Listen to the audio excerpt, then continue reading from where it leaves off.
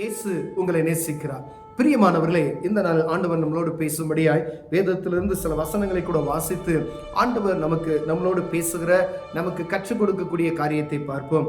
அது எபிரேயரின் புஸ்தகம் 6வது அதிகாரம் 5வது வசனம், 6வது வசனம், 7வது வசனம், 8வது வசனம் இப்படியாக சொல்லுகிறது: தேவனுடைய நல் வார்த்தையையும் இனிவரும் உலகத்தின் பலனையும் ருசி பார்த்தும்.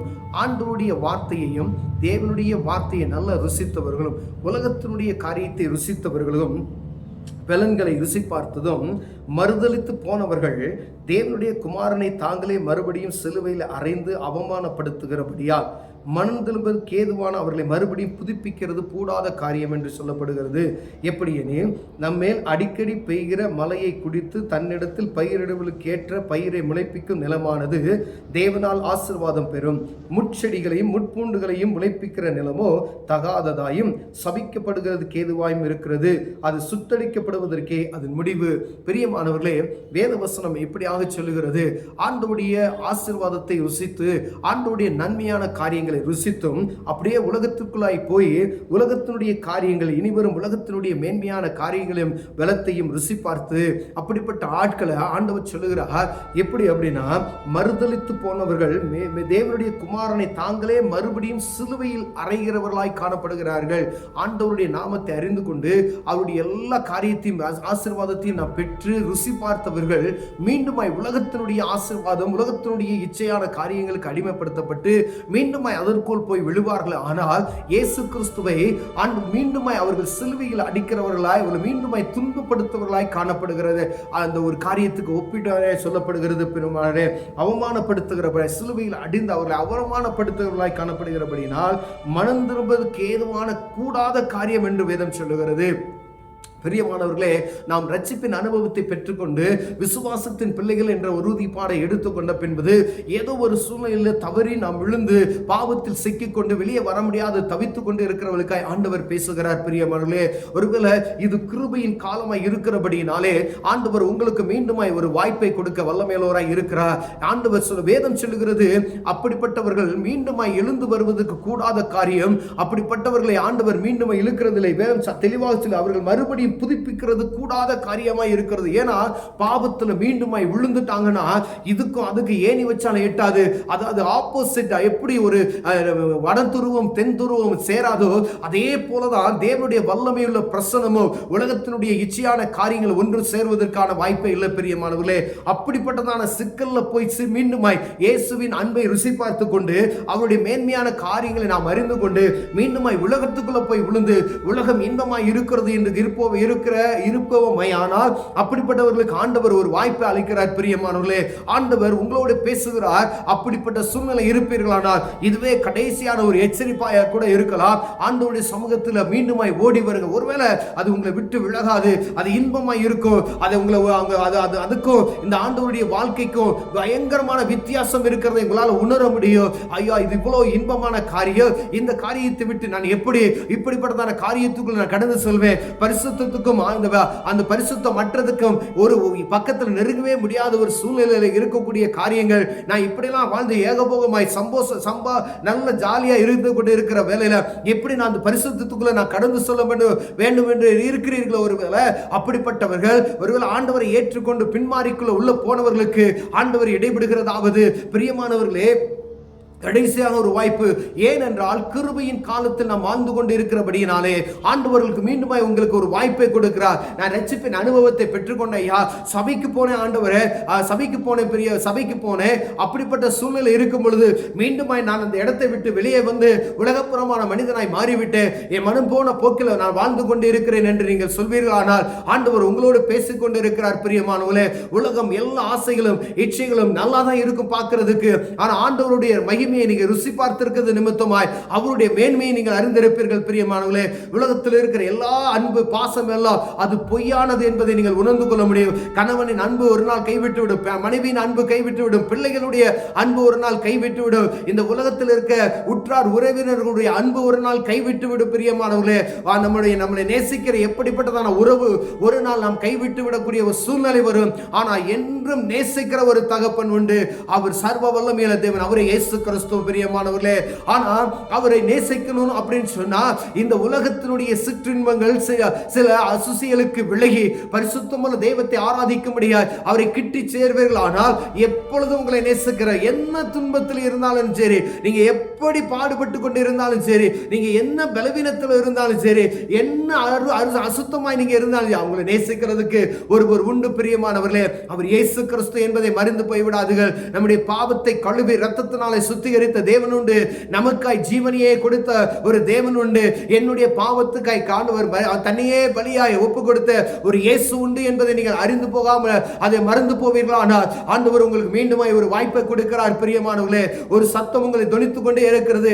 எங்க போனாலும் உங்களுக்கு அந்த சத்தம் தொனித்துக் கொண்டே இருக்கிறது என்றால் ஆண்டவர் மீண்டும் மீண்டுமாய் உங்களுக்கு ஒரு வாய்ப்பை கொடுக்கிறார். இந்த வாய்ப்பு மீண்டும் வரும் என்று சொல்ல முடியாது பிரியமானவர்களே. ஆண்டவரை விட்டு நீங்க தூரப்பட்டு இருப்பீர்களால் தேவ சமூகத்தில் உடனடியாக ஆண்டவரே என்னை மன்னிங்க என்று நீங்க சொல்லி கேட்பீர்களானால் ஆண்டவர் உங்களுக்கு அருமையான ஒரு வாய்ப்பை கொடுக்க வல்லமையுள்ளவராய் இருக்கிறார். ஏன் பிள்ளை என்று சொல்லுகிறார். நீங்க தப்பு பண்ணிட்டீங்க, நீங்க வெளியே போயிட்டீங்க, பரிசுத்த வாழ்க்கையை விட்டு அப்புறப்படுத்தி போயிட்டீங்க. ஆனா மீண்டுமாய் உங்களுக்கு ஒரு வாய்ப்பை கொடுக்க ஆண்டவர் வல்லமையுள்ள இருக்கிறார். இது கூடாத காரியம் தான், ஆனா ஆண்டவரால் கூடும். நீங்க தேவ சமூகத்தில் போய் ஒரு விஷயம் ஆண்டவரே என்ன மன்னிங்க அப்படின்னு சொல்லி நீங்க கேட்பீர்கள். ஆனால் ஆண்டவர் மன்னித்து உங்களை மீண்டும் அவர் பக்கத்தில் இழுத்துக் கொள்வதற்கு வல்லமையுள்ளவராய் இருக்கிறார் பிரியமானவர்களே.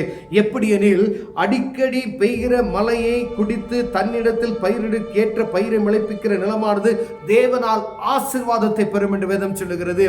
ஆண்டவருடைய வார்த்தைகளை கேட்டு அவருடைய வசனங்களை நம்ம உட்கொண்டு அதற்கு ஏற்ற பலனை மீண்டுமாய் மற்றவர்களுக்கு கொடுக்கக்கூடிய ஆண்டவருடைய பிள்ளைகள் எப்படி பயிர் நிலம் தண்ணியை ஏற்றுக்கொண்டு ஆசீர்வாதமான விதைகளை கொடுக்கிறதோ, பயிரை முளைக்க செய்கிறதோ, அறுவடை 100ஆகும் 60ஆகும் 30ஆகும் பலன் கொடுக்கிற நிலம் ஆசீர்வதிக்கப்படும் என்று வேதம் சொல்லுகிறது.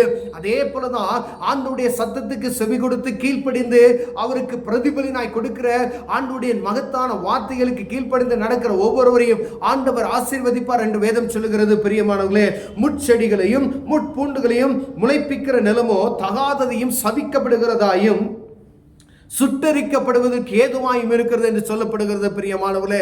ஆண்டவருடைய சத்தத்துக்கு செவி கொடுத்து ஆண்டவருடைய சமூகத்தில் வந்து நல்ல நிலம் போல நாம் காணப்படுவோம் என்னால் அது ஆசீர்வதிக்கப்படுகிற நிலம் என்று ஆண்டவர் சொல்லுகிறார். அதே போல ஒவ்வொரு மனிதனும் ஆண்டவருடைய சத்தத்துக்கு செவி கொடுத்து நல்ல காரியங்களை நமக்குள்ளிருந்து வெளிப்படும் பொழுது ஆண்டவர் நம்மளை ஆசீர்வதித்து உயர்த்த வல்லமையுள்ளவராய் இருக்கிறார். ஒருவேளை ஆண்டவருடைய சத்தத்தை கேட்டு ஆண்டவருடைய நாமத்தை அறிந்து கொண்டு வேத வசனத்தை வாசித்த பிறகு ஆண்டவருடைய நாமத்தை அறிந்த பிறகு நான் மூழ்கி ஞானஸ்தானம் எடுத்துட்டேயா, ஆனாலும் நான் அதை பின்மாறி போயிட்டு உலகத்துக்குள்ள போய்விட்டு அங்கு முட்செடிகளும் அங்கு முட்பூண்டுகளும் அங்கு விளையக்கூடிய காரியங்கள் அருவருப்புகளுமாய் இருக்கிறது என்று வேதம் சொல்லுகிறது. அப்படிப்பட்ட நிலத்தில் வரக்கூடியதெல்லாம் என்ன செய்யப்படும் என்றால் சுட்டரிக்கப்படுவதற்கே அது தகும். அது தகாததாய் இருக்கிறது. அதில் முளைப்பிக்கிற எல்லா செடி கொடிகள் ஆண்டவருக்கு விருப்பமில்லாத காரியங்கள் எல்லாம் சுட்டரிக்கப்படுவதற்கே தகும் என்று சொல்லப்படுகிறது. நல்ல நிலத்தில் பயிரிடப்படுகிற நெல்மணிகள் பிரித்தெடுத்து களஞ்சியத்தில் சேர்க்கப்படுவது போல அதே தோட்டத்துக்குள்ள காணப்படுகிற முட்செடிகள் வேண்டாத செடிகள் எல்லாம் ஆண்டவர் என்ன செய்வாரானால் எல்லாத்தையும் எடுத்து அது சுட்டெரித்து சாம்பலாக்கப்படுவதற்கு அது ஏதுவாய் இருக்கும் என்கிறது. அது சபிக்கப்படுகிறதா இருக்கும் என்று ஆண்டவர் சொல்லுகிறார் பிரியமானவர்களே. ஒருவேளை நல்ல நிலத்தில் கனி கொடுக்கிறவர் மனிதர்களைப் போல நாம் காணப்படுகிறோமா? இல்ல ஆண்டவருடைய வார்த்தை அடிக்கடி நாம் கேட்டு அது தேவையற்ற கனிகளை நாம் கொடுத்து கொண்டு இருக்கிறோமா? அது ஆண்டவருக்கு பிரோஜனம் இல்லாத முட்செடிகளோ ஆண்டவருக்கு விருப்பமில்லாத மனிதருக்கு விருப்பமில்லாத காரியத்தை நாம் செயல்படுகிறோமா என்றதை பார்க்கும்படியாய் ஆண்டவர் உங்களோடும் என்னோடு பேசுகிறார். ஒருவேளை ஆண்டவருடைய சத்தத்தை நான் கேட்டு அதற்கு பிரதிபலனாய் வேறு காரியத்தை அருவருப்பான வார்த்தைகளின் வாயிலிருந்து வருகிறது, அருவருப்பான பார்வையை நான் பார்த்து கொண்டு இருக்கிறேன், அருவருப்பான சத்தத்தை நான் கேட்டுக்கொண்டிருக்கிறவர் நான் இருப்பேனால் ஆண்டவர் நமக்கு ஒரு எச்சரிப்பின் செய்தியை கொடுக்கிறார். அது சுட்டரிக்கப்படுவதற்கு ஏதுவான நிலமாய் மாறி போகும், அது சுட்டரிக்கப்படுவதற்கே தகும் என்று சொல்லி ஆண்டவர் உரைக்கிறார் பிரியமானவர்களே. ஆனா ஒரு வாய்ப்பை உங்களுக்கு கொடுக்கிறார். ஆண்டவர் நமக்கு வாய்ப்பை அளித்து கொண்டே இருக்கிறார். பிரியமானவர்களே, அவர் வருகைக்கு முன்பதாய் ஒரு வாய்ப்பு உண்டு. அது எப்ப நடக்கும் சொல்ல முடியாது, எப்ப நடக்கும் சொல்லவே முடியாது, யாராலையும் கணிக்க முடியாது. அவர் ஒருவருக்கே தெரியும். அது வரைக்கும் ஆண்டவர் மன்னிக்கிறவராய் இருக்கிறார். பிரியமானவர்களே, நீ எப்படிப்பட்ட தவறுல, எப்படிப்பட்ட பாவத்துல நம்ம விழுந்து கிடந்தாலும் சரி, இயேசுவே என்னை மன்னிங்கள் என்று சொல்லி ஒரு வார்த்தை நீங்கள் கேட்பீர்கள், ஆனால் ஆண்டவர் உங்கள் பாவத்தை மன்னித்து உங்களை பரிசுத்தமாய் மாற்றி விடுவார். பிரியமானவர்களே, மீண்டுமா இந்த தவறை, மீண்டுமா இந்த பாவத்துக்குள்ள உள்ளே நுழையாதபடிக்கு நீங்கள் ஆண்டவர் சமூகத்தில் பலனை கேட்பீர்களானால் ஆண்டவர் புது பலனை கொடுத்து உங்களை கழுகுகளை போல சட்டளைகள் அடித்து உயர பரப்பதற்கு ஆண்டவர் உதவி செய்ய வல்லமையில் இருக்கிறார். பாவத்தை ஆண்டவர் சமூகத்தில் அறிக்கை பண்ணுங்க. இந்த பாவம் என்னை விட்டு வெளியே போக மாட்டேது ஆண்டவரே, இந்த பாவத்தை நான் விழுந்துட்டேன், இந்த பாவம் என்னை விட்டு வெளியவே போக மாட்டேங்க, என்னால முடியல. தேவ சமூகத்துக்கு போங்க, மனிதன்கிட்ட போகாதீங்க, இயேசு சமூகத்துல போங்க. உங்க அரை கதவை போட்டுங்க. இந்த காரியம் என்னை விட்டு விட முடியல, இந்த காரியத்திலிருந்து என்னால் வெளியே வர முடியலன்னு சொல்லி ஆண்டவர் சமூகத்தில் நீங்க கேட்பீர்களானால் ஆண்டவர் அதுக்கு பலன் தருவார். எந்த ஒரு மனிதன் அதுக்கு பலன் கொடுக்க முடியாது, எந்த மனிதன் உங்களுக்கு அதுக்கான வழிகாட்ட முடியாது. இயேசு ஒருவரே அந்த பாவத்திலிருந்து நம்மளை மீட்டெடுக்க வல்லமையுள்ளவராக இருக்கிறார். நீங்க தேவ சமூகத்துக்கு போவேனால் ஆண்டவர் இந்த கொடுக்கிற இந்த வாய்ப்பை நீங்கள் பயன்படுத்திக் கொள்ள முடியும். பிரியமானவர்களே, செய்த தவிர மனுஷன்ட்ட சொல்லாதீங்க, இயேசு சாமிகிட்ட சொல்லுங்க. பொது இடங்கள் நீங்க சொல்லாதீங்க, வீட்டுக்குள்ள போய் கதவாடிங்க. ஆண்டவர் சமூகத்தில் முழங்கால் படிக்கிட்டு, ஆண்டவரே நான் பாவி, இந்த காரியத்தை செஞ்சுட்டு ஆண்டவரே, உம்முடைய பிள்ளை தான் ஆண்டவரே, இந்த காரியத்திலிருந்து வெளியே வர முடியலன்னு சொல்லி கேட்பீர்கள். ஆனால் ஆண்டவர் அந்த காரியத்தை நீங்க அறிக்கையிடணும். நீங்க விசுவாசமா இந்த பாவத்தை குறித்து தேவ சமூகத்தில் நீங்க ஆண்டவரை நோக்கி தெரியப்படுத்தினீங்கன்னு சொன்னா ஆண்டவர் விடுவித்து உங்களை ஆசீர்வதிக்க வல்லமையுள்ளவராக இருக்கிறார். இது கடைசி வாய்ப்பாய் கூட இருக்கலாம்.